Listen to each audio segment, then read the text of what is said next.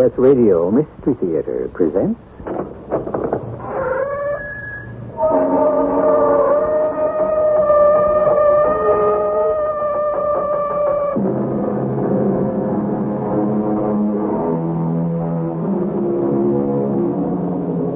Come in. Welcome. I'm E.G. Marshall. Nobody dies. At least, not completely. And, generally speaking, not for a very long time. Not for as long as he or she is remembered by family, by friends, or by lovers. Or, I must admit, in all honesty, by enemies. Memories of actions, good or bad, words, kind or unkind, physical features, pleasant or unpleasant, linger on, scattered about in the minds of those left behind. Put them together, and you have a ghost. Hector, my friend, why are you not dancing? I'm waiting for someone. A lady, of course. A lady to join you in the minuet? No, I'm waiting for Andre. Well, surely you're not going to perform the minuet with your cousin? No. I'm going to kill him.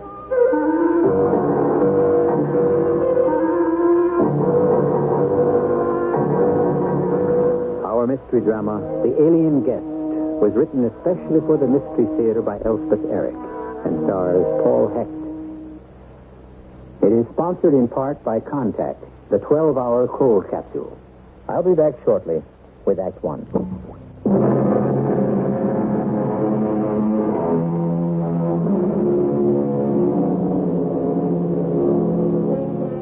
We think we keep alive those we have known by remembering them.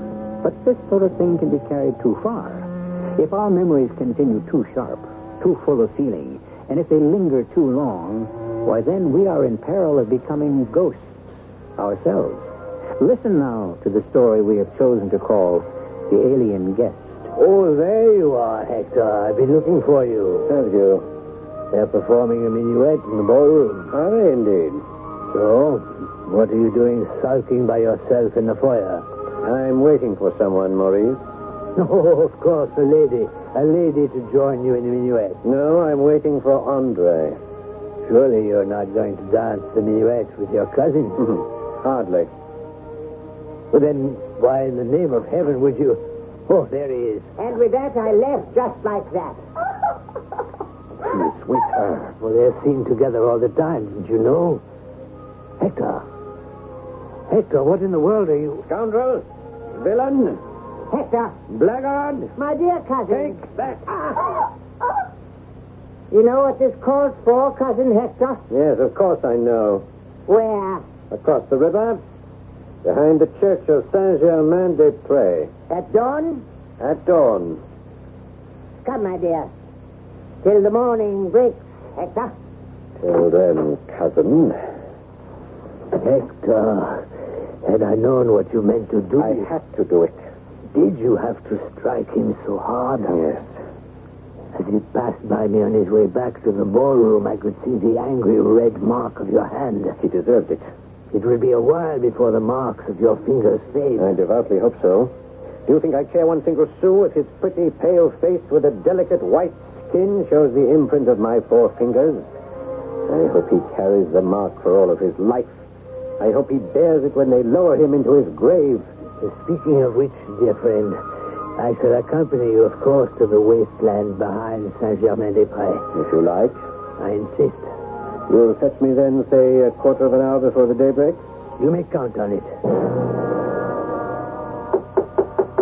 Is that you, Maurice?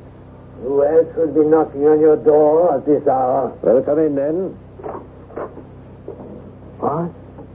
You're not dressed? 5 minutes more. Make yourself comfortable. Thank you. I hope you do not live to regret this quarrel. Of course, I hope you live. I shall live. Have no fear of that. To fight a duel with your own cousin, one so close. And I might add, one so adored by all of Paris. By all the women of Paris, you mean? Yes, there's that. If he had not come in last night with her... But do you really love her? She was mine. She said she loved me. She said she belonged to me. Of course, she's very pretty. Oh, she's beautiful. She belonged to me. Why could he not have chosen another? I suppose because he fancied this one. Really, you should place the blame squarely upon the shoulders of this viper you elected to love. He knew I never had a chance to keep her for myself once he laid siege to her. He, a favorite of fortune. I, a rough soldier who had done nothing but serve my country.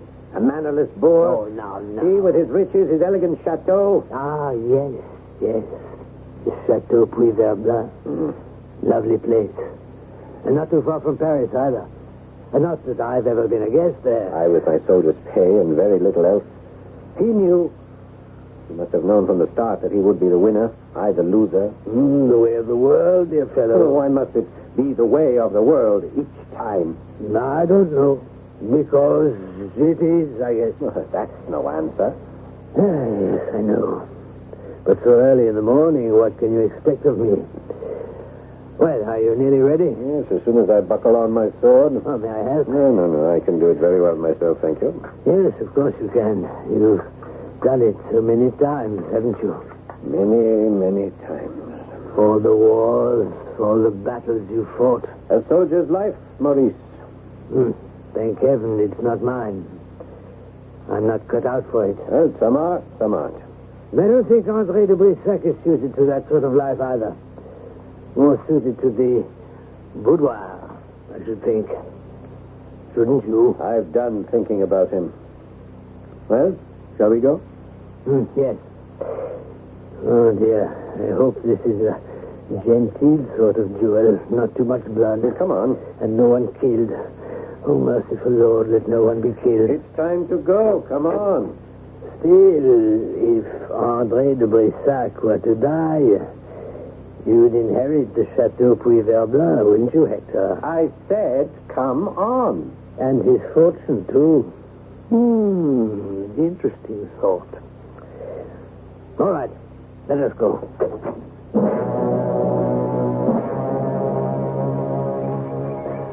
About the chateau, Maurice. Ah, yes, the lovely Chateau Puy-Verblanc. You know, I've heard you can see the towers of Notre Dame from its windows. I don't envy him his chateau. And you can see the Seine, too. Must be marvelous. I don't want his money either. Of course not. Did you think I was insinuating any such thing? Well, it sounded like it. No, I had no such thought. I want only to be revenged for a callous outrage. Of course. Still, it's a lovely chateau. And he is your only living relative, and there is all that money. Who knows?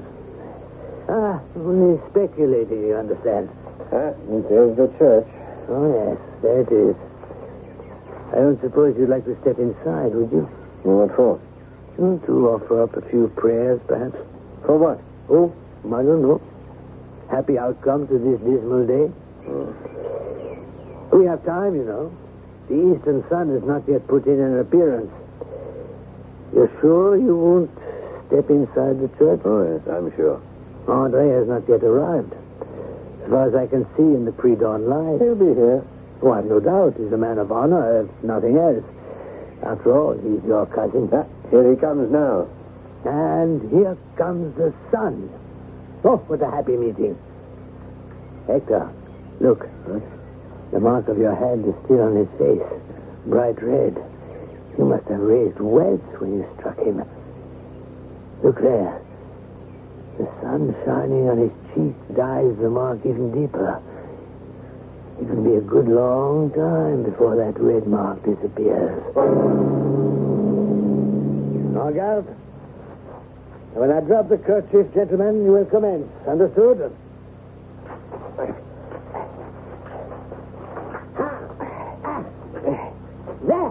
Yeah.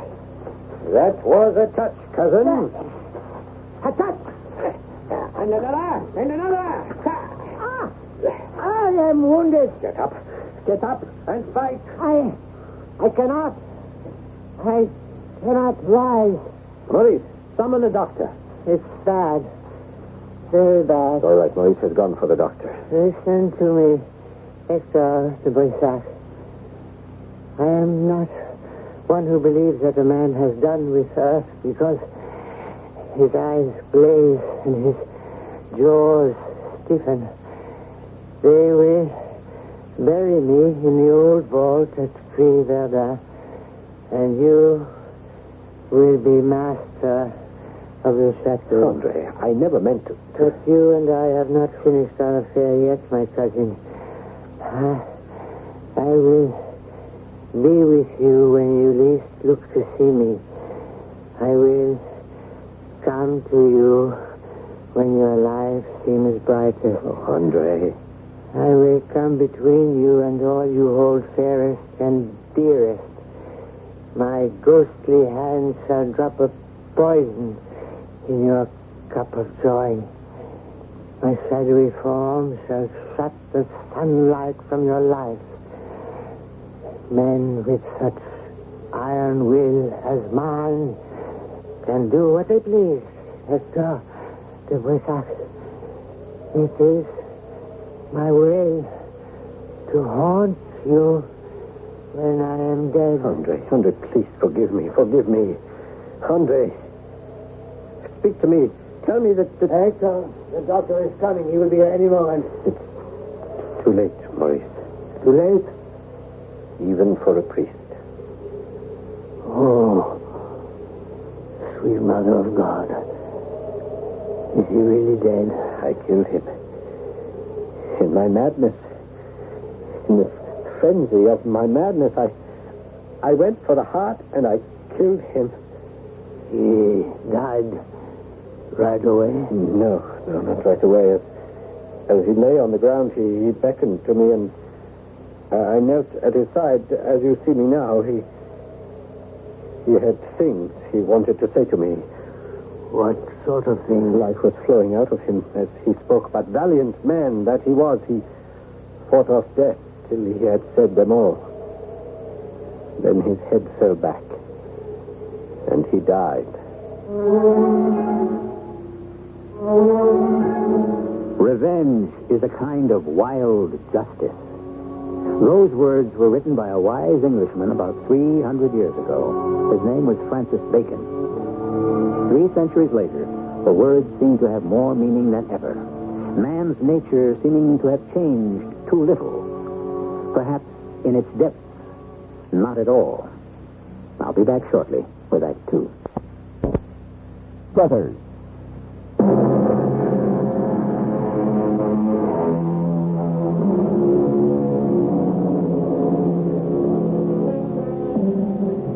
Let me say a few more words about revenge. Not my words, but those of England's greatest 17th century poet, John Milton. Revenge, at first thought sweet, bitter ere long, back on itself recoils.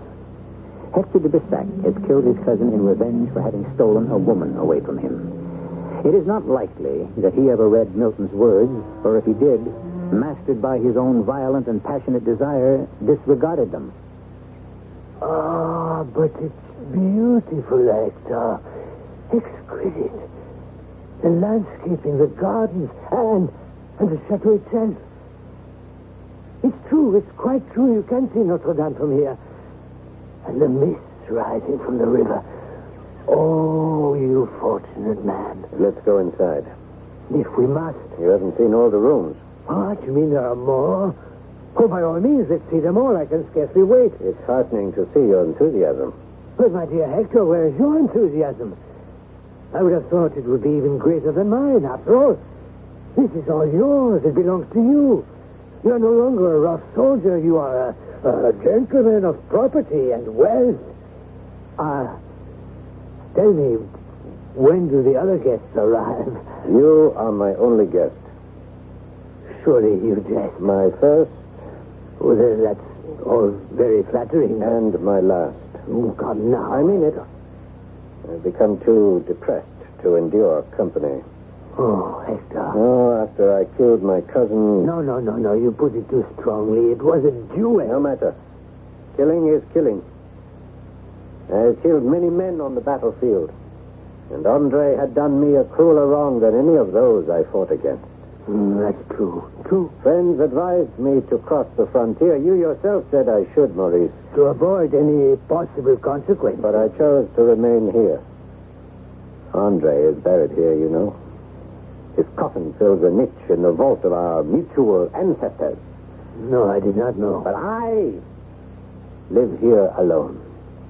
I see no one until today. You know, I think the servants dislike me. No. Yes, they were very fond of Andre. And when I ride through the village, the little children shrink from the sight of me. Yes, they do. And I've seen old women cross themselves as I pass by. I've heard they think I've sold my soul to the devil. Well, that's the way the peasants are. They're superstitious. Well, I can't blame them entirely. Even my appearance. Well, you know how I seem to others. Dark of visage, stern in manner. I think no woman's love has ever been mine. Not even my mother's. Oh, Hector. So, here I sit, Maurice, surrounded by all the luxury that was once Andre's. I sit, and I brood, and I hate myself. Hector, you must. I think I have begun to hate everyone. It won't do. It simply won't do. You cannot go on this way. What else is there? What other way? Listen to me. Come to Paris. To Paris? You will stay with me. My flat is big enough for the two of us. What would I do there? You needn't go near the court. There will be other places, other people. Well, there might be some in Paris, perhaps, huh? Old comrades from my fighting days, they would not shun me, huh? Surely they would not. Yes, it might do me some good. Yes, of course it would. Say you'll do it. If you really want me. Maurice, do you really want me to? I do. I do. Then I'll come.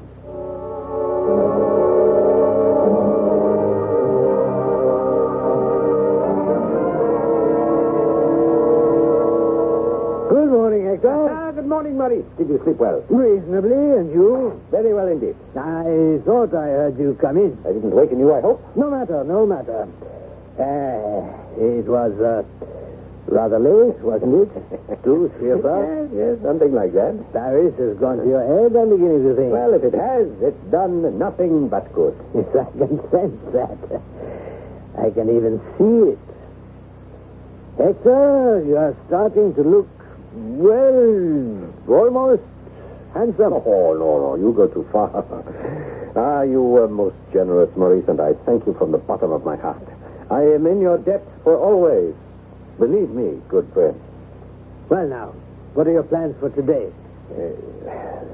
Maurice, you never knew any of my old comrades at arms, did you?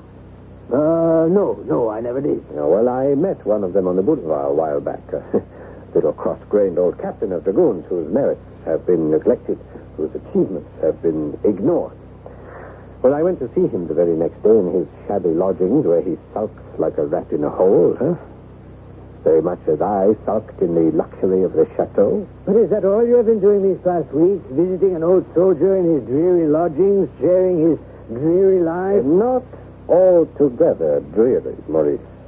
No? What can possibly brighten it? The sweetest, the dearest bit of sunshine in the world, Maurice. He has a wife? He has a daughter. A daughter? Is it not strange, Maurice? The richest blessings of our lives are so often those which cost us the least. I wasted years of my life in the worship of a wicked woman who jilted me and cheated me. But the adorable daughter of my comrade... I gave this meek angel but a few courteous words, a little tenderness, and my life, which had been so dark and desolate, grew bright beneath her influence. And now... Yes. And now? She says she loves me. She has consented to become my bride.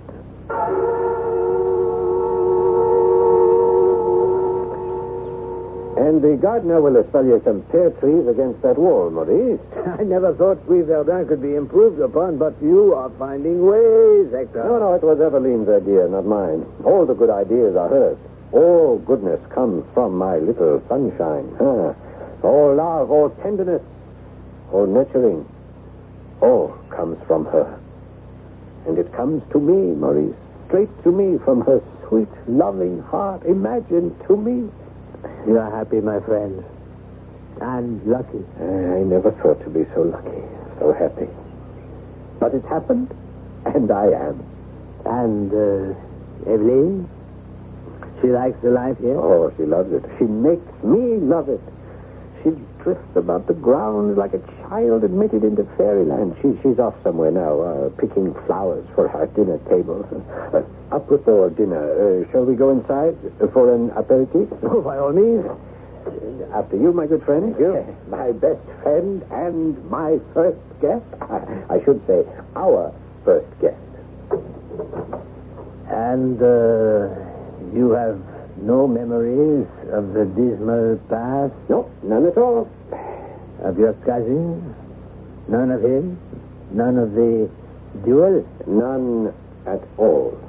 Of course, Maurice, I should tell you, I have made certain that there is nothing in the chateau to remind me of Andre.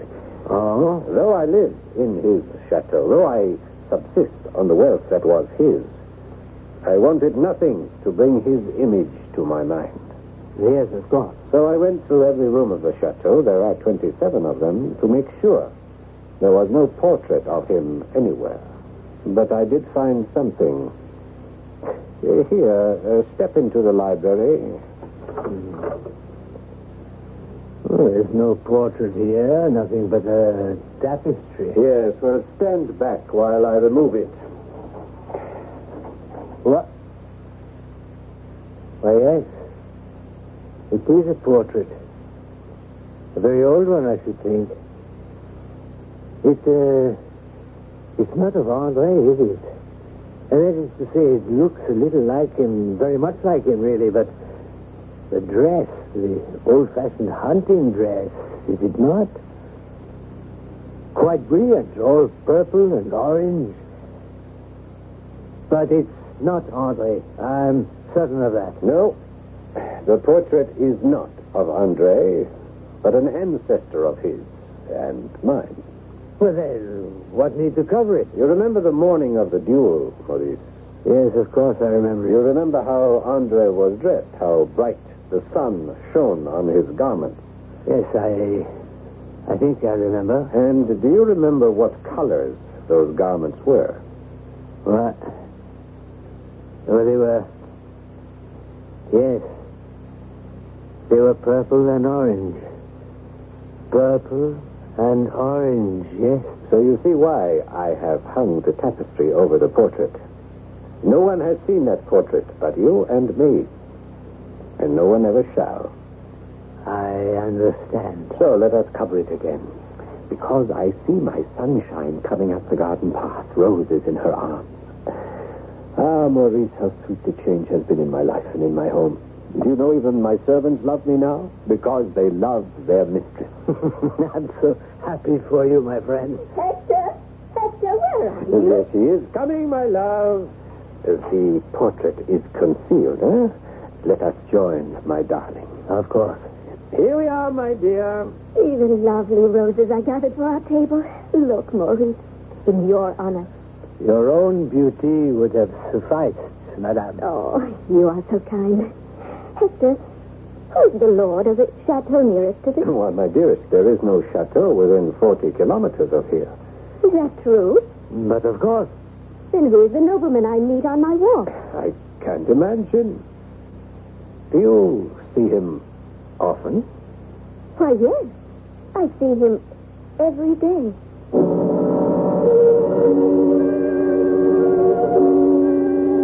As the halcyon days come to an end, a dark cloud passed over the bright sun.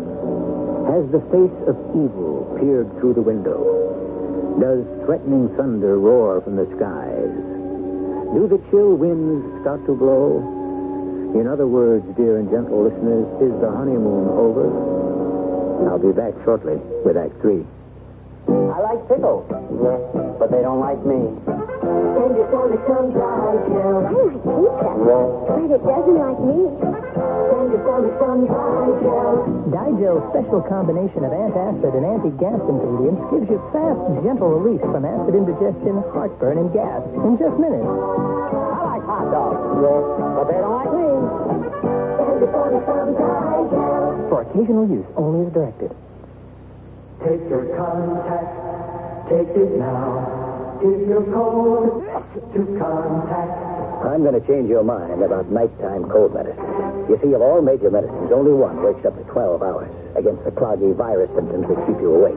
Only Contact. One capsule's release stays with you all through a long night's sleep, no matter what cold virus attacks. Only Contact. Give your code to contact. Take only as directed.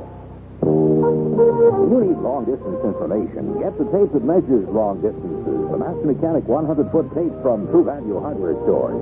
The 3/8 inch wide, epoxy-coated wide tape is graduated in feet, inches, and length. And it comes in a rugged steel case for just $10.95. Or for shorter measuring jobs, choose the 3/4 inch, 12-foot power return tape for just $5 1/4 at True Value hardware stores. It features a positive toggle blade lock, epoxy-coated yellow blade, and durable chrome cyclonic case. All Master Mechanic tools and accessories are backed by a lifetime customer satisfaction policy, ensuring good performance or a free immediate replacement. And they're sold only at participating True Value hardware stores and home centers. There's one near you, True Value Hardware. True Value Hardware is more than just a name. It's a way of doing business that is True Value.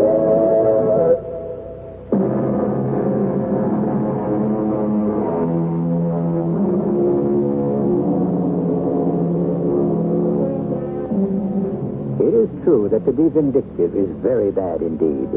To hold grudges, to strike back when one has been injured, there's no doubt about it. It's deplorable. Still, how truly Lord Byron wrote, "Revenge is sweet." The only problem lies in the fact that revenge works both ways. Vengeance boomerangs. Who knocks? It is I, Maurice. Hector de Brissac. Hector. Oh, my dear friend, how good to see you. Come in, come in. Thank you, Maurice. What on earth brings you to Paris? To request that you visit us again, Maurice, at the chateau. Well, I might be able to arrange that within the month. But why do you want me there? Maurice, do you remember when you were with us before, Eveline came in from a walk, roses in her arms? Oh, yes, herself as lovely as the roses she held. Yes, I remember. And she asked what nobleman lived nearby. And you said there was no estate within 40 kilometers. Yes, and she said she saw him each day. Well, I let the matter drop at that point, not to embroil you in it, but later I questioned her further. This nobleman you mentioned when Maurice was here, whom you think you see every day. I do see him, and every day. But where, my dearest? Sometimes in the park, sometimes in the wood. He has never dared to address you. Never. Sometimes I've almost wished that he would speak to me. It's so terrible to see him standing silently there. Oh, he is some insolent peasant who seeks to frighten you. No, he is no peasant. It is not his dress alone I judge, for I know little of such things, but he has an air of nobility which it is impossible to mistake. That is the point that mystified me, Hector. The stranger's costume is not modern. He looks as an old picture might, if it could descend from its frame. Her words pained me, Maurice, for they reminded me of that hidden portrait in the library, the one I showed you. An ancestor, dressed in hunting costume of bright orange and purple. Yes, I remember it well. Shortly after the conversation I have just related to you, her health began to droop. The change in her was so gradual as to be almost imperceptible to those who watched her day by day. Oh, my dear man. It is not only her physical health, Maurice. The bright and sunny spirit. You remember how she was. I do indeed. It vanished. In the place of my joyous young bride, I now behold a woman weighed down by rooted melancholy. She assures me she has no reason for sorrow or discontent, but Maurice, I cannot believe what she said. Tell me what I can do for you, Hector. Anything within my power. If you are acquainted with the court physician, I know him, yes. if you could persuade him to come to the chateau. I can. I will. And if you could arrange to come with him, I can. you will earn my undying gratitude, Maurice. But I tell you truly, I believe my darling wife is going mad. 1,000 thanks, Doctor, from my heart. What did the doctor tell you, Hector? He says it is possible that Eveline is affected by one lone delusion. That she sees the nobleman dressed in orange and purple. He said she described this nobleman with a perfect minuteness. A young man with a fair, womanish face, very pale, and rendered remarkable by a crimson scar resembling the mark of a blow. Merciful heaven, Hector. He asked me if there could not be a kinsman of my steward or a hanger-on of the household who might be so scarred and so attired. And, of course, you said there could not be such a one. It could be no one but Andre de Brissac, come back to haunt me. Hector, you cannot credit such things. You cannot. Maurice, I must tell you, while he was dying, you had gone to fetch the doctor. Andre threatened me with that very thing, that he would haunt my life and blight it. Oh, no, I cannot believe it. No, the doctor is inclined to think that she actually does see the man of whom she speaks. Oh, Hector. Maurice, I have made up my mind.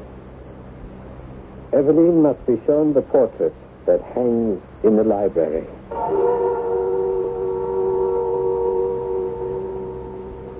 Are you feeling well enough, my sweetheart, to undertake this small adventure? To our own library, Hector. There is something here I want you to see. I have seen everything before. Not quite, my beloved. What else can there possibly be? Eveline, behind this tapestry is a portrait. A portrait? Why have you concealed it? To shut out bitter memories. Memories of what? What memories could you have that would make you bitter? Memories of something that happened long before you came into my life. And what has the portrait to do with me? Nothing. I hope and pray. Still, for the sake of your health, for the sake of my happiness, and the two are fatally intertwined, I must show you the portrait. Stand there, my darling, while I remove the tapestry. There. What is she? Dear Heavenly Father. You are trembling, you are shaking like a leaf. Let me put my arms about you. Let me hold you. No. Let me look. Oh, Hector. Hector, this is witchcraft. There's in the portrait the colors, the orange and the purple. Those are the colors he wears. That's the man I meet on my walk. That's the face. The face. Yes, the face. What of the face? The face is not his. Tell me, if you can, describe to me the face of the stranger.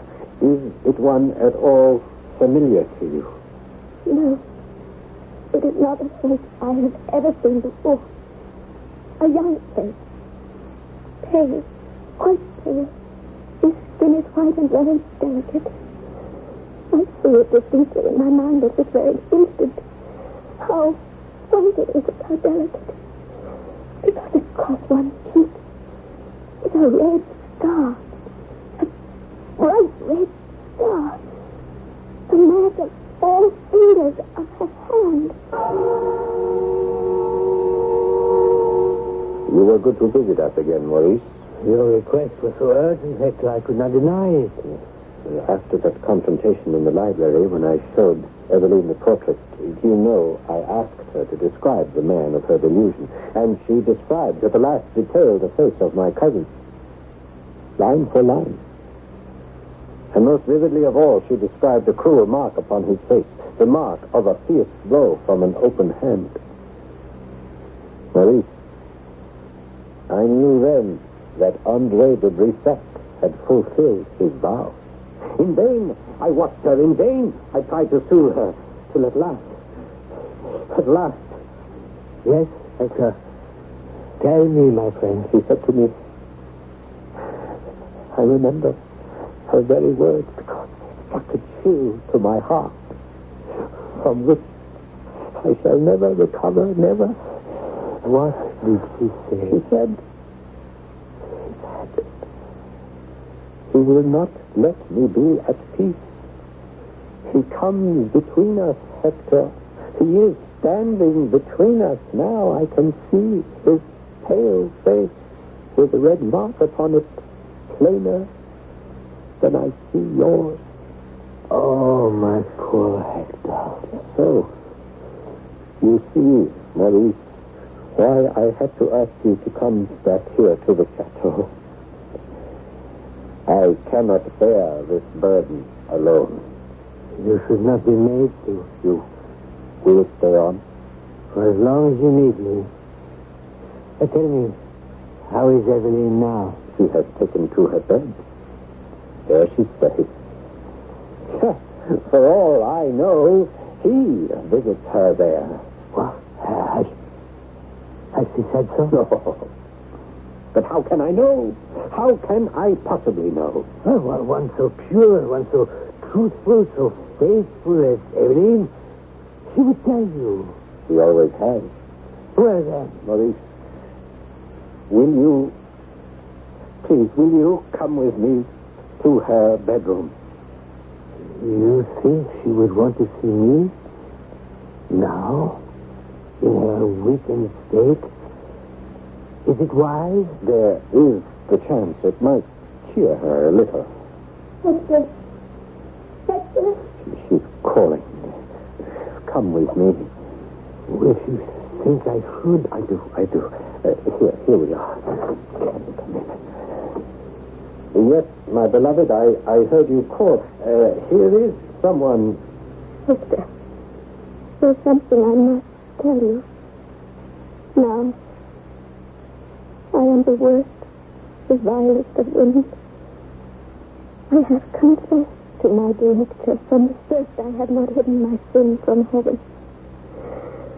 But death is now near me, and before I die, I would reveal my sin to you.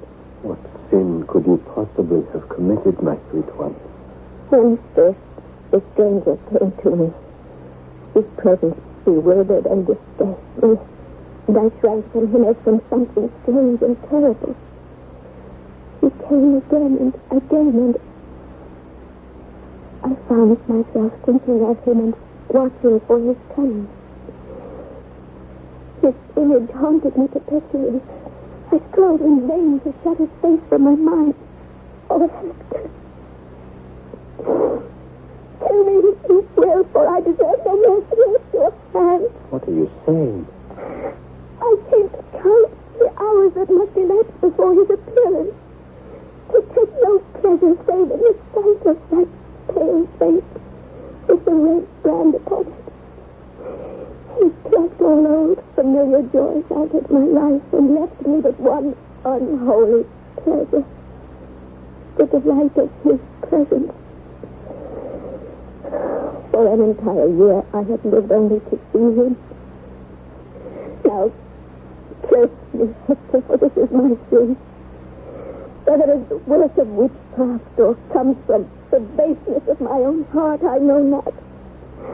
I only know that I have striven against this wickedness and sin. Oh, my love, you have had no part in this. The fault was mine. All mine. Yes. Where, my love? Where is he? Standing there at the foot of my bed. He's moving closer to my bedside. Yes, he is here now. Close to me. Close. So close. Oh, no. No. She is dead, Hector. You have lost her, poor man. But did you see? Did you see? She held out her arms at the last to him. Not to me. To him. Do you believe a ghost can exercise such power? Appear to one who has never known him in life, and through that unfamiliar person take vengeance upon another? Do you believe in ghosts at all? My own attitude is best summed up by a certain Madame du Dupont, who lived a long, long time ago. She said, "I do not believe in ghosts, but I am afraid of them." I'll be back shortly. How good a boxer is former Dallas Cowboy defensive end Ed Too-Tall Jones. Be sure and be with us Saturday when the CBS TV Sports Spectacular features live coverage of the boxing debut of 6'9" Ed Too-Tall Jones. Then from brawn to beauty in the first installment of the Battle of the NFL Cheerleaders. Plus, the High Rollers meeting in the World Series of Poker from Las Vegas. You'll say you saw it on CBS TV Sports. Laxatives work in different ways. That's why you should know about X-Lax pills. Overnight, X-Lax pills gently stimulate your system's own natural rhythm. Your own natural rhythm. And that makes all the difference. So try X-Lax pills for gentle overnight relief. X-Lax pills for occasional use only as directed. Now you can soften hard, calloused skin without painful cutting or scraping. Apply stainless Dermasoft cream to your feet as directed. Insist on Dermasoft cream. I have 35 children to take care of, and I'm not even married. I'm a school teacher. So when I get home in the evening, I really need to relax and have a good cup of coffee. Maxwell has coffee. I've tried other coffees, but I've learned one lesson. Maxwell House is coffee you can count on. Maxwell House is coffee you can count on.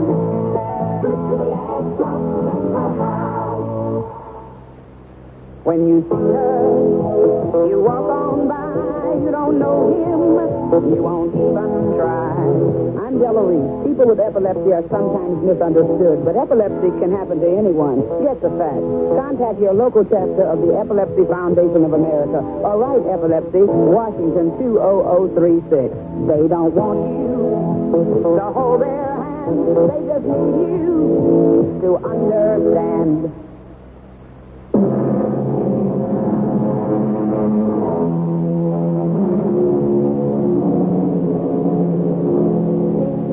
The drama you have just heard was adapted from a story published in 1862. It was entitled Eveline's Visitant, and the ladies will be happy, I hope, to know that it was written by a lady. Her name was appended to the story, simply and demurely as Miss Braddon. Thank you very much, Miss Braddon. Our cast included Paul Hecht, Robert Dryden, and Patsy Bruder. The entire production was under the direction of Hyman Brown. This is E.G. Marshall inviting you to return to our Mystery Theater for another adventure in the macabre. Until next time, pleasant dreams.